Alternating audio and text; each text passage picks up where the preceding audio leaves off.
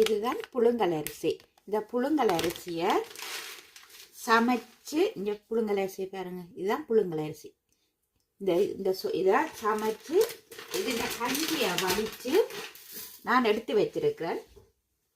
இந்த கஞ்சியை இதுக்குள்ளே விடுவோம். விட்டு இந்த கஞ்சியை எடுத்து விட்டு அதுக்குள்ளே கொஞ்சம் சோறு, சமைச்ச சோறும்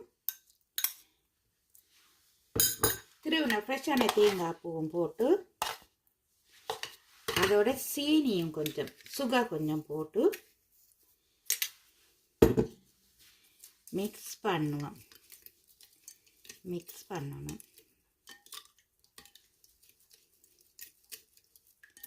மிக்ஸ் பண்ணி மிக்ஸ் பண்ணுங்க. இது சுவையான ஒரு வடித்த கஞ்சி. இதுக்கு தனியாக சும்மா குடிக்கிறத விட இப்படி தேங்காய் பூ சமைத்த சோறு போட்டு நாங்கள் குடித்தோம்னா நல்ல டேஸ்ட்டாக இருக்கும். அதோட எல்லோரும் விரும்பி குடிக்கலாம். சும்மா குடிக்கிறது கொஞ்சம் கஷ்டம்தான், எல்லோரும் குடிக்க மாட்டினோம். அதால் இப்படி செய்து குடித்தா ஆரோக்கியமானதான், நல்லா சத்து நிறைஞ்சது இந்த வடித்த கஞ்சி. இதை எல்லாரும் குடிக்கலாம். குடித்தப்போ காய்ச்சலாக இருந்தவங்களுக்கு கொஞ்சம் பிழையினமாக இருக்கும். அவங்க என்ன செய்ய இப்படி செய்து குடித்தா கொஞ்சம் உடம்பு தென்பாக இருக்கும். குடிச்சு பார்ப்போமா?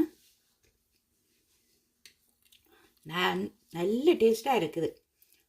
சுட சுட குடிக்க கொஞ்சம் ஆற விட்டு குடித்தா இன்னும் நல்லா டேஸ்ட்டாக இருக்கும். இந்த கஞ்சியை நீங்களும் ட்ரை பண்ணி பாருங்கள்.